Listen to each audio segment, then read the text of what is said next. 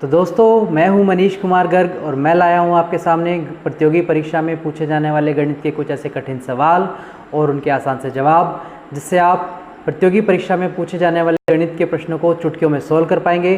तो आइए चलते हैं ऐसे ही कुछ गणित के प्रश्नों की ओर।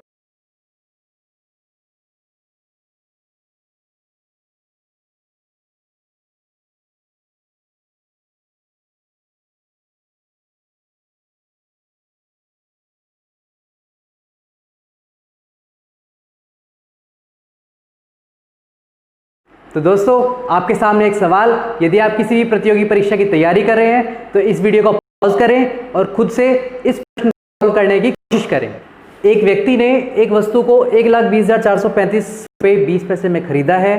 उसके 2/5 भाग को वह 10% लाभ पर बेचता है और शेष भाग को उसे कितने प्रतिशत लाभ पर बेचना चाहिए ताकि उसे कुल पर 7% का लाभ हो जाए।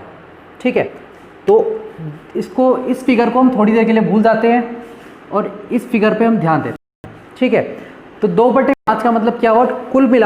कुल वस्तु के 5 हिस्से किए हैं और 5 में से 2 हिस्सों को उसने 10% के लाभ पर बेचा है। तो 5 हिस्से मतलब 1, 2, 3, 4 और 5। ठीक है, उस फिगर को भूलते हुए मान लो उसने हर एक वस्तु 100 रुपये की खरीद ली है। तो ये 100 रुपये की 5 वस्तुएं हो गई। तो पहली दो वस्तुओं को उसने 10% के लाभ पर बेचा है। तो यानी कि 100 का 10% कितना? 10। और यहाँ पे फिर से 10% कितना? 10। और उसे कुल पर कितना होना चाहिए? 7% का लाभ होना चाहिए। तो कुल पर 7% मतलब इस पे भी 7% का मतलब 7, इस पे भी 7, इस पे भी 7, इस पे भी 7, इस पे भी 7। 100 का 7% 7। तो कुल पे उसे लाभ कितना चाहिए? 7, 7, 7, 7, 7। 5 बार मतलब कितना? 35 हुआ या नहीं हुआ? ठीक है, तो यहाँ पे हमारा टोटल आना चाहिए, सीधी सी बात, 35। ठीक है, अब ये 35 आना चाहिए। 20 रुपये का ऑलरेडी हमें लाभ हो चुका है। अब हमें इन तीनों से 15 चाहिए। तो 1 से मतलब 5 चाहिए होगा कि नहीं चाहिए होगा, है ना? तो 100 पे 5 रुपये चाहिए, मतलब 100 5 कितने परसेंट हुआ? 5% होगा कि नहीं होगा? यानी कि उसे शेष वस्तु को 5% के लाभ पर बेचना चाहिए ताकि उसे कुल पर 7% का लाभ हो। Thank you. आते हैं अपने दूसरे प्रश्न पे। पहले प्रश्न को पढ़ते हैं। एक आयताकार पार्क की माप 79 × 49 वर्ग मीटर है। इस पार्क के चारों ओर 3 मीटर चौड़ा रास्ता है। तो हमें रास्ते का क्षेत्रफल बताना है। एक पिक्चर बनाते हैं और उसको बेसिक से सॉल्व करते हैं। तो पहले आप लोगों ने क्या किया होगा? 79 × 49, ये इसका अंदर का एरिया हुआ। यहाँ से लेके यहाँ तक ये है 79 और ये इतना एरिया है, ये है 3। ऐसे ही ये यहाँ से लेके यहाँ तक है ये 49 और ये है 3 और ये भी है 3। तो अगर हम इसको पूरा देखते हैं, 79 और ये 3 और ये 3 मतलब 79, 3 82 और 3 85। तो ये हो गया 85 पूरा। और 49, 3 52 और 3 55। ये पूरा हो गया 55। तो आप लोगों ने किया क्या होगा? 85 × 55 ये बाहर का एरिया और अंदर का एरिया 79 × 49। ये आप कैलकुलेशन करेंगे। इस पूरे के क्षेत्रफल में से, रास्ते सहित पार्क के क्षेत्रफल में से पार्क का क्षेत्रफल घटाएंगे तो रास्ते का क्षेत्रफल बचेगा। तो आप लोगों ने ये किया होगा। लेकिन इस क्वेश्चन को हम कंसेप्ट पे कैसे करेंगे तो वो हम यहाँ पे समझते हैं। तो कंसेप्ट से समझने की कोशिश करते हैं। सबसे पहले बनाते हैं अपनी पिक्चर।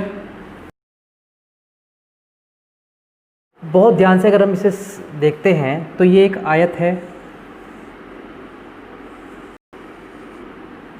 ठीक है, ये इसकी लंबाई है और ये इसकी चौड़ाई है। ठीक है, और इस आयत का क्षेत्रफल जितना होगा उतना ही इस आयत का क्षेत्रफल होगा और इस आयत का क्षेत्रफल जितना होगा ऐसे ही इस आयत का क्षेत्रफल भी उतना ही होगा। ये सिर्फ रास्ते का क्षेत्रफल की हम बात कर रहे हैं, यही हमें फाइंड करना है। तो इस आयत का क्षेत्रफल होगा 85 × 3 और इस रास्ते का क्षेत्रफल भी अगर मैं इसमें जोड़ना चाहता हूँ तो सिंपल इसे 2 से गुणा कर देता हूँ। ठीक है, ऐसे ही इस रास्ते का अगर मैं क्षेत्रफल निकालना चाहता हूँ तो 49 × 3 और जितना इस रास्ते का क्षेत्रफल होगा उतना ही इसका होगा, मतलब इसे सीधा गुणा 2 से कर देता हूँ। तो इसे और इसे जोड़ देते हैं, और जोड़ते हुए 3 गुणा 2 इसमें भी है और इसमें भी है, तो कॉमन ले लेते हैं। 3 गुणा 2 मतलब 6, तो 85 प्लस 49।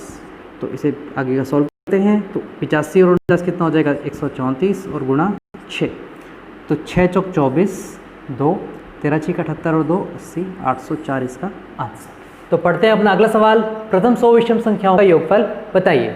तो विषम संख्या क्या होती है? 1 3 5 7 9 एंड सो ऑन। तो हमें इस सवालों करने के लिए पहले इसको एक उदाहरण समझते हैं। पहली 5 विषम संख्या लिखते हैं, 1 3 5 7 9। ये पहली 5 विषम संख्याएं हो गई। पहली 4 विषम संख्या लिखते हैं, 1 3 5 और 7। ये पहली 4 विषम संख्याएं। पहली 3 विषम संख्याएं 1 3 और 5। ये पहली 3 विषम संख्याएं, ठीक है। तो अगर मैं इनका योग करता हूँ तो 9 7 16, 5 21, 3 24 और 1 25। अगर मैं इनका योग करता हूँ तो 7 5 12, 3 15 और 1 16, 3 5 8 और 1 9। तो पहली 5 विषम संख्याओं का योग 25, पहली 4 विषम संख्याओं का योग 16 और पहली 3 विषम संख्याओं का योग 9। ऐसे ही अगर मैं पहली 100 विषम संख्याओं की बात करता हूँ तो कितना होगा? अगर आप ध्यान से देख रहे होंगे तो पहली 5 का योग कितना हुआ 25, यानी कि 5 का स्क्वायर। 4 का कितना हुआ 4 का स्क्वायर। 3 का कितना हुआ 3 का स्क्वायर।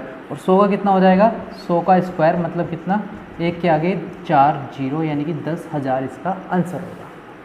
तो दोस्तों आशा करता हूँ कि आपको ये कंसेप्ट अच्छे से ज़रूर समझ में आया होगा। आपको ये वीडियो कैसी लगी प्लीज़ कमेंट बॉक्स में ज़रूर बताएं, जिससे मैं आपके लिए और भी इसी तरह की वीडियो ला सकूँ। Thank you.